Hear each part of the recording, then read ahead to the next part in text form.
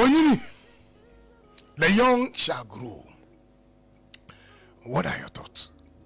Efa Onyini. Onyini ayadibi. Obi say a mystery. I could say what are your thoughts about it? Papa, to be honest with you, Enyini edda homo bia. Right. Na no me can say we den say wonya basa sisu de obeya kokora one day. And now obeya abrewa one day. Me kai say me bra bia o hia mo say akosi ope life o so twu mutan obeya abrewa one day. Papa che say I was going to say agent in the I was open life for Abro one of the obey and I'm say cry Abro strong. That's right. Enti papa enyini e kan ye ho. Okay. Na ya na bebre no ye younger, especially in your 20s. Okay. Eya na eyo say we chi. Eya na papa ye say I said they almost class be on their own. We didn't know. Yentimin put you in their shoes. Papa Yentimin put you in your 20. I don't remember say in my 20s, you know, me kai said baby beson, I may be cry, my be chum 30, my be chum 40. And no am who himself we are young. As a we are tibiano I am out sim say baby beso kra mo abeye abrewa na sa kokrama wa beye mre ana bibisa. And ye bibi are conscious of more conscious of our youthful exuberance no. Any ade no more. I see enyini no. Sometimes no, papa ya planner, we don't have the end in mind. Oh, of course. I normally know say she share brabo now. We don't have the end in mind because we think that we have time. Yeah, you say onyini da ho. Onyini da ho. You say ya wo bre. Sir. Oh. Ntini ana I say ye nyini se bibi bibi da yam planning tina bo so munya me na menyimani. Oh, like you're planning for old age, you know. Sometimes a baby at all, no. A in your 40s, early 50s, you know. Maybe be at two, maybe a maybe an honors, eh? Some you to say baby abraba hit too hard. And then when you bound to say no, I did say, some mamma need a home. Eti papa yana a dear kaya home. But ya me who say a word chi. Ye nim say ye bedru okra nye say enye bibia button ka ye hu ntem a enke hu ntem a say eni akiri sa eni akiri wanim ha yi a me wo me early 20s kra me chance em planning at the age of 60 the kind of life am pese menya at the age of 70 what kind of life, what kind of old age? Okay. And I'm pay because papa nke was at the end in mind now. You better to your brabo year in our early 20s, you know. Okay. We have done it than your year. I must say no. Me wo e bia 40 years or 35 years. But moon so sa e moon wasa. Eti ma men chance ye maybe a men 100 cities been to men cultivated the right relationship. Men treating the pay ye. Hey. Oh hey, men treating the pay ye. Men are very careful. Oh, cause how do but you know so you can live your life anyhow. You know, because I know my last bomb. If I know Imam suffered Nanaki. Now, many social videos and I in the birthday. Okay. And now it's here. Happy birthday. Happy birthday, pa. And I'm Mrs. Nana, you are 15 years old. What are the lessons you've learned in life? I say 15. No, who's the lesson? I know what you say, Baba. I say, okay, 3 lessons. Now, I mean, the second lesson was what was quite interesting. I say, you have to be kind to people. Say, because you do not know what will happen tomorrow. You have to be kind to people. If it's a woman, the best now, we ain't pay na. I say, a time will come. A baby person. Who say, yeah. No more boy. Oh, that's a 15-year. A 15-year. I said, Papa, we ban on. Obi anywa, ono be nanti when you the end in mind. There is one thing about Papa.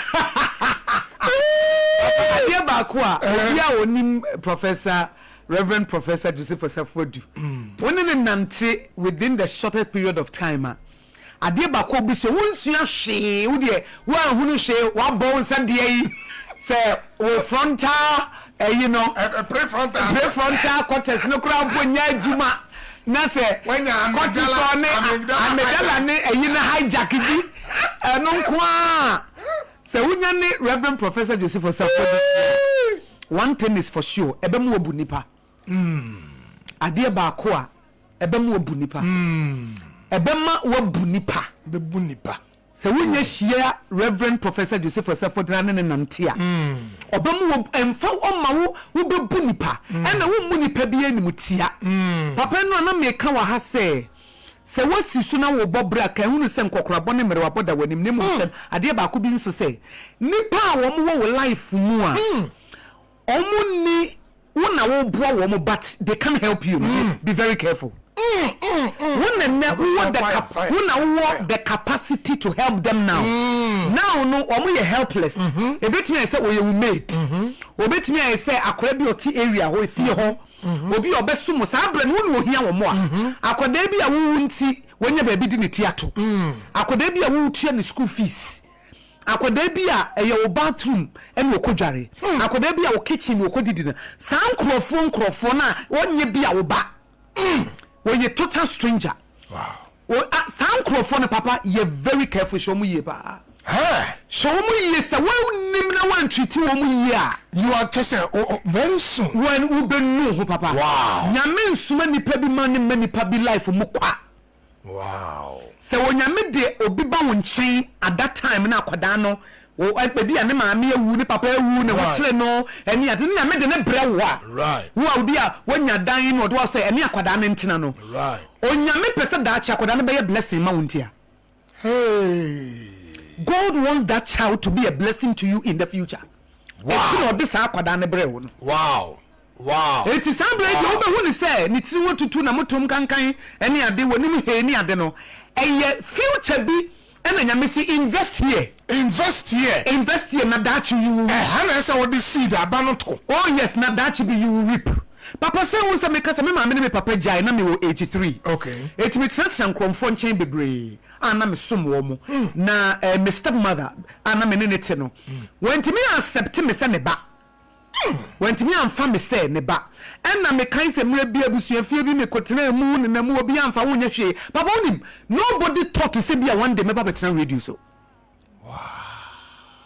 Nobody thought to say bia that chi bi no ho be kire na mana frame asemiska. Wow. But no obi wo ho a wo frɛ so obɛfrɛ because onim say ebra wusua no ekwan odo fast wa ma wo mu no nyine no wan nyine say as a say so obi a wo young no wan wa ma wo mu bia ebra kwa wo fie wo no de ne a wa ma ankase onim say come do pass wa ma obi ani eti enne eye ne den so obɛfa phone eti wo frɛ kra no emza won kai me de ma kai enti just say na obesa just say obi wa onya onya I go look at Dan make assembly say. Baba, if I make us offer.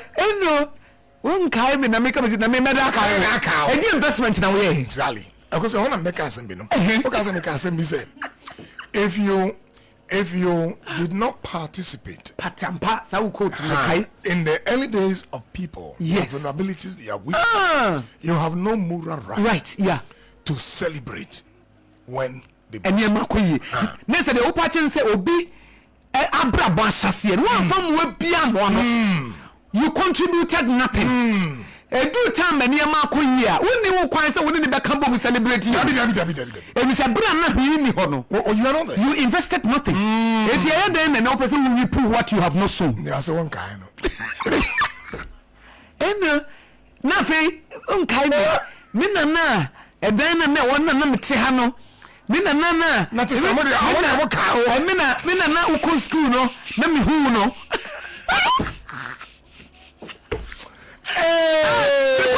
because school na hu me no na ya dey but who say me ti wo as a young person na come de me but one no aduane yanka say jikakra di one ka say ebia jinso we no you saw say I was walking around as a teenager.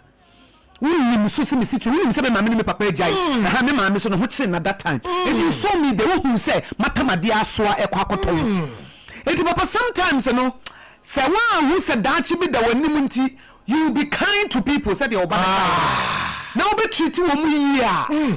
When you know, a friend, for Pomfro, they will remember you. On the Kayo. And especially biological children. Right. Especially those people. Because obi a won nim no papa so your papa who appreciate him more ma me no papa dey say your mom responsibility. Exactly. But a total stranger obi a won nim no sorry enye bi no fa wo ba ne fie no tell bible what do kwa sorry no mo odiane adi no ayi school fees amount wo chirewa no aba minya wei na dia boa no sa kwada no eye maako no mo nkai esese wo hwe mo yie esese wo hwe sa kwada no mo nanam area ho no mo ba no sa kwada no show mo yie because nya me nheda en connect mo keke wa connect mo because of the future, because of the old age. Eti papa ya na sometimes time ye young you invest in people. You invest in people. Oh yes, invest in people. The relationship bron crofo na that be we dua bibi na wo so aba be repu what we so ye no. Eti papa ye besre ye old age ni da ye ni mo ye twen ye. Akoda na oye wo made na be kakro na beto aduane am odi. On na beto fiama, on na beto card am. But time wo bi no na wo nim se wo ye more powerful than him or her. It will use your power, no? Because I mean, and blessings in edit here. Okay. Very common text in Ecclesiastes 12. Remember your creator. Ka obofu o manti brim. No, sa kai no ba konso de akusie kana. Kai na ye papa. Wow ye penyin no. Kai na ye papa. Ye twa. Ye twa. Kai na ye papa. Enne when ni kakra obi ye vulnerable. Say na wo see ye no. Because in aging studies, you can't even say health is not a cliff to climb; it is a descent. Just say, "Oko anymore, oko na winyo no. Wapomudin enkoso enye papa. As you grow, wapomudin ebe kofem. So it's not a cliff, eba fem. Na eba fem untino. We invest in people now. The nipa now, we invest in them now. They will hold you together. Yeah.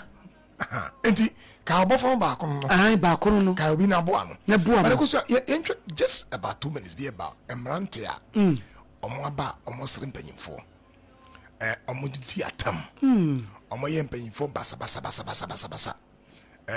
mame enka anase obi so wanyini a na wira ho no ho na makachi Psalm 92 verse 12 no go. I say the righteous still bear fruit in old age. They are ever full of sap and green. And Isaiah 46 verse 4 said, even to your old age, I am he. I am he. And to gray hairs, I will carry you. I will carry you. I have made and I will bear. I will carry and will save. Oh. Enti, me pese wo kasem kakra kire yembre wafo yenkokrafo na ebi odademu wa yembre. Yeah. Ebi kwa no tie yen. I say, I am from so. I am from so. And I be medwidi. I could say, assemble na wo e catch them. Papa nwa ye show no ebi mu frɛ ya ombe cancer anti akosia metie mama meru aho. Oh. Metie mama meru aho. Me wo 70 years, me wo 75 years. Me shede ma ho den kofom. Ma mfeske nsie. I beboa me eno ebi phone lines no because na me pese metie me continuation efa de we ye no ho. Enti kakra papa meka kire obi an se onyame wonim wo. Onyame wonim wo. Onyame nim wo. He knows you. Empower your mistake. Osisi epem ka ye bone yo ne kwafo ne tini ni se o de be che yin. No wate e feed ye enti nyina ho. Ebi a some time no uni obi a wo ho, ebi kra wo makra wa moa wo mo. Okay. Any a debate. Onyame ye advantage, God is advantage in old age. Papa, or ye advantage e wo ye old age. Right. O hu nipa or ye merciful God o hu nipa mobo. Right. Enti the atwemu na ye why am ready wo yare de ba fa che. Nyame de ache ntu so fa wo ho bone che wo ho. Forgive yourself. Forgive yourself for certain mistakes be a wo make here. I believe say nanka now you knew better and be better. Right. I believe say na unim say enke be wie say ya. Right. Enke bi anka you would have done something differently. Papa me de bia me hu say enipa no eya na nim the end results of and me talk about you papa me who say sabi me ya na oh ultimu say kan nim say we am me ebu ni brat said you trying there oh the person is deceived or the person is believing a lie and any person your mindset be say enya me hwe enti na odi akokoduro yes ano live with the mind of the end sir in mind it is about nim pass ade we am ye dachi ebe mama be sresre amama be ye mobo amama be ye yarefo press la na be ye sa but onim se be onim so betimi ayi afa ne ho di ajini be dem team say it's nothing ajini be dem team when your mind there is something and believe lie be me makura man show mo anye hwe me kura bia me wuntam nyame nko na me ye enye an omu nyini no man hwame omu nyai omu hwame omu nyai hey alavo go for bubro omu nyini no man hwame omu nyai dia nyai oh what can say but enye dru wona the truth dawns on him or her enu mu say eh na bia na me kan na nye easy sa na me kan man kan ye kura na me yare me na maye moboi me na menye seye enti papa ye be stress se bibi sa to a Elroy onyame wonimu me giri se ye pemu kan ye bone a o ye ne kwafo ne tin na kan say send me help erade boa me erade fa mboa boy fa me bone cheme ne boa me fa moa ebere me won yo oh yeah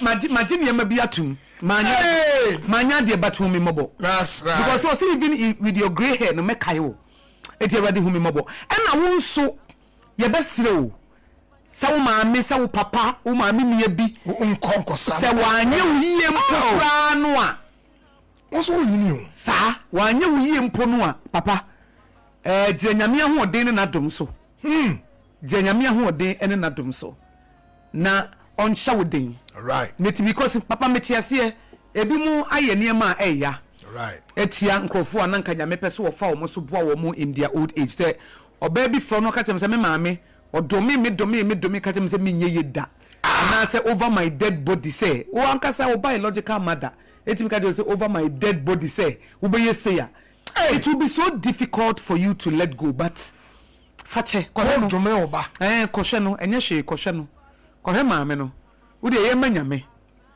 papa Joyce Meyer ka chere onu ankasa ne papa na ne da papa ne di boni o I am from age 7 or 8 papa ne shase ene ne dia from age 7 abayiwa oso wi no akoshe dem no bompa Lord please help me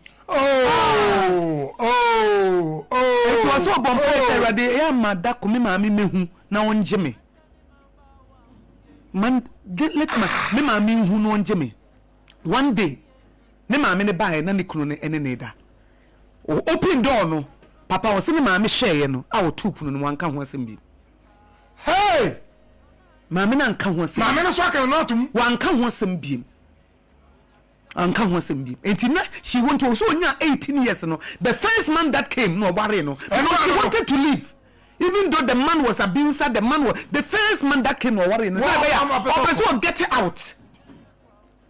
A man making a lot of bad choices. It trauma, pain, because my own biological father. Me mama so be hu tena ware na se wan kan wasam da. Eti nyame ya na dum a nyame the call of God on her life by way o te ne ho na on pese one parents no be ye bibia. On pese one ne mama ne papa mo be we wakotena ne ba bi o ware hwe ne ma eti family ni gu ba bi no gu ba bi. O say one day in a place of prayer the Lord said kofa papa eno ma me ne to fie ma wo mo ne so ne so mo akopim so mbewu afa so nyo so say devil get thee behind me eno me kan ka me kasa